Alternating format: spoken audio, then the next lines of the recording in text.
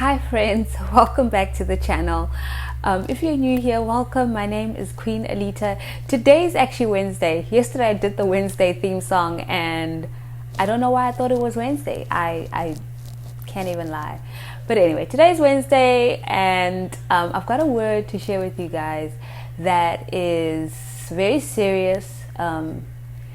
It's disturbing, but yeah, it's just a pertinent issue that the Lord highlighted, and he had me have a dream in which I was experiencing this thing. So I had this dream a few days ago on the 3rd, July 3rd, and before I get into it, well, you know, this word really is for everybody. It really is. And it's not even the kind of word that we need confirmation on, because this issue is happening worldwide. So I'm just going to share the dream. In this dream, I was in a taxi. I was the type of taxi I was in is like I know it's not you wouldn't consider it a taxi in many countries, but in the country that I come from, South Africa, it's like this, it's a 15-seater, and we call those the taxis, the minibus taxis. So I was in one of those, and that's one of the main modes of transport or public transport in South Africa. And I was in one of those, and I was at a taxi rank waiting for the taxi to be filled, right? But nobody really came, and the driver was like, okay, fine, you know, I'm gonna get you to town, well, which is the main downtown area. I'm gonna get you there, it's fine. I'm gonna, you know, sacrifice these other 13 seats. So there must have been somebody else in the taxi. I didn't see her at the time, but later in the dream she became more apparent. So, but I could sense that there was someone else. She just wasn't that prominent. So he's driving around, and I'm thinking to myself, wait, I don't know where we're going. You know, I was very confused, because it just seemed like we were not getting to downtown Johannesburg. And this was so uncanny to me, because many years ago, when I used to do promotions, I used to work at the airport and I would be promoting various products. I was, I think, fresh out of high school, and it was, you know, some good money, you know, for a young girl. But I used to do that, and someone would have to drop me off at the taxi rank, and then I'd catch a taxi. This, what was happening in my dream, happened all those years ago.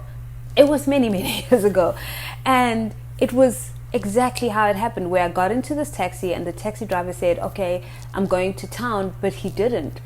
As he was driving around, I began to realize this is nowhere, I've never seen any of this before. Nothing looks familiar. And eventually I asked the taxi driver, even in waking life, just like in the dream, I asked, is this taxi going to town? And he said, yeah. And he mentioned some other area. So it's a much smaller downtown area. And I was like, well, you could have told me that. You know, I think we all know what we mean when we catch a taxi in Johannesburg and you say town. Everybody knows what that means. So I felt deceived all those years ago, and in the dream as well. So I started complaining, and I'm like, you know, I just really want to get home. And he was like, I gave up 13 seats for you. Okay, you should be grateful. And then I felt bad. I was like, okay, fine. When I get to the taxi rank, I will catch a taxi that will take me to town. And that's exactly how it happened. All those years ago, I did exactly that. But in the dream, when we got to the taxi rank, there was suddenly the woman, she became more prominent. And there was this man who came in. He was a Caucasian man. The taxi driver was a black man. And he came in and he sat next to me. And then him and the taxi driver and the woman were exchanging money. It was some kind of transaction that they were doing, but the bills were really large. It was $100 bills, but they were like the size of, let's see, I'll show you if I can find something. They were the size of this book, like $100 bills this size. So they'd doing this transaction, and they give the woman her money, and then the taxi driver and the woman walk away. So it doesn't feel like I'm in the taxi anymore, but it still feels like I'm in the taxi. And they walk away, and she had left her purse there, so that the other man, the Caucasian man, put another $100 bill in her purse. And I thought, oh, how nice, you know, just me innocently thinking how nice of him to do that and bless her that way. No idea why they were exchanging money, what the transaction was about. And then I realized how close he was sitting next to me. He was very close, and then I started to feel uncomfortable, like, wait, something's off here. And then he said something to me which I will not repeat. It was very explicit, and that's when the penny dropped, that basically whatever the transaction was that this woman sold me into this human trafficking situation, and he just said, we're going to put you to work. And I was like, wait, what? No. And then there was this little girl, she was also Caucasian, blonde, and I knew that she had already been put to work. She was already in the human trafficking situation. They had already had her doing unspeakable things. So I immediately bolted for the door, and like I said, it felt more like a warehouse now, not so much the taxi anymore. And I bolted for that door. There were two doors. The one just looked impossible. The other one looked quite possible. So it also still was barricaded, but I ran for it and I jumped over. It was like a gate type of doorway. The gate had been closed, but I was able to jump over. They were behind me, in pursuit of me. I got outside onto the street and I wanted to scream, but where we were, that side of the street, there was nobody there. And as I was trying to run, I could feel that it was difficult for me to run, and they were running behind me, and the taxi driver started to scream, but he was screaming help, but it was mocking, like nobody's gonna hear you. And I started to scream help, but my voice could barely come out. No one could hear me. And the Caucasian man caught up with me. He caught me from behind, and somehow, I don't know how, I maneuvered my way out of his grip, and I turned the corner, and this is where it was busy. There were people, and then I was able to scream for help. And when I looked behind me, they were gone. By the way, the little girl was also pursuing me, like it was the three of them. And now when I look behind me after I turned the street corner, they were gone. They had disappeared, obviously, for obvious reasons. And then there was an older woman who was kind of helping me to catch the right taxi so I could go home. But that was pretty much the dream. And I woke up from it just really puzzled. Like the beginning part was verbatim what I went through all those years ago. And you know, I shared this dream with a friend, and what came up as I was speaking about the dream was that God was pointing, he's just pointing straight up at human trafficking. That this is what people are going through, and it's becoming a major problem in this world today. I really felt like, you know, the whole time that I was in that taxi and seeing the transaction, I was completely blind to what they were doing. I didn't understand it. I just thought they were, you know, doing something innocent. And even when he slipped the $100 bill into her purse, I thought how nice, only to find out that I had been deceived. So I believe the Lord was showing me a strategy. There are many strategies that human traffickers use, but he was showing me a specific one where it's, you know, they lure people into certain situations. You know, the man kept saying to me, well, I gave up 13 seats for you. And I forgot to mention that I wondered at some point, am I going to have to owe him for those 13 seats? So it's that kind of thing where they do certain things and the victims don't really realize that they're going to have to pay for the favors or whatever is being done.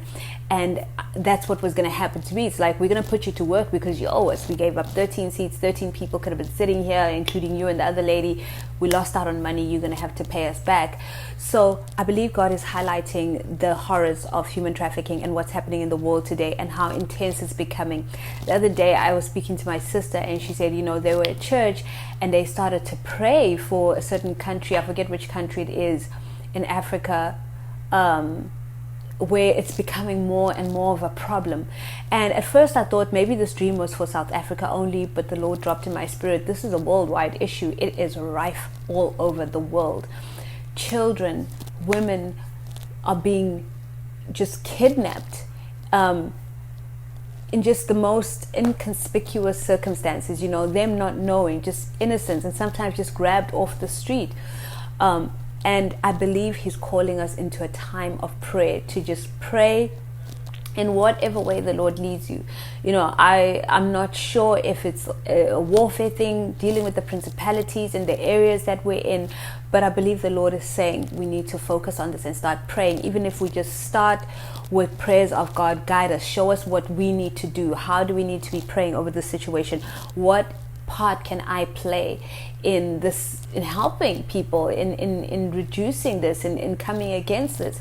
What is God putting on your heart? And I know that this word is very specific to some people who have this calling on their lives to open organizations and safe havens, safe houses, people who have a calling upon their life to somehow get involved. I know that there are people there. I've spoken to a few people over the years, and I believe that the Lord wants you to rise up now, to start really implementing the things that he's put on your heart.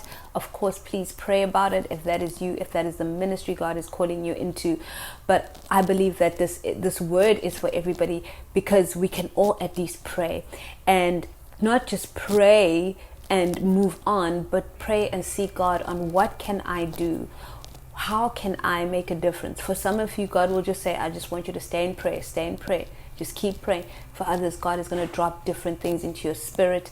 It's just horrific what's happening in the world today, and it shouldn't be that way. It just shouldn't.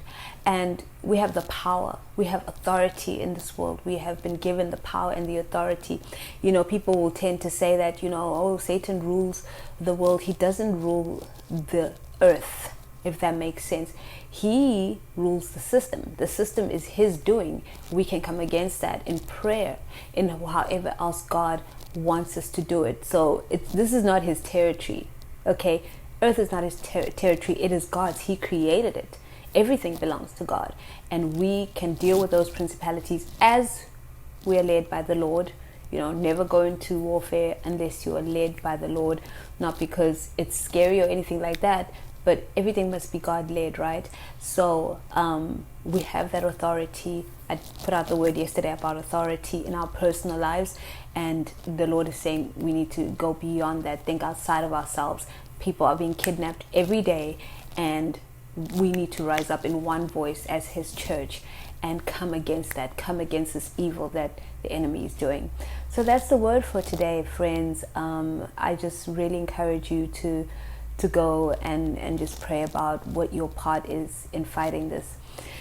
I'll see you in the next video. Always remember that God is a good Father. He loves you so much, because you, my friend, are so deeply special to him. Your Majesty, full of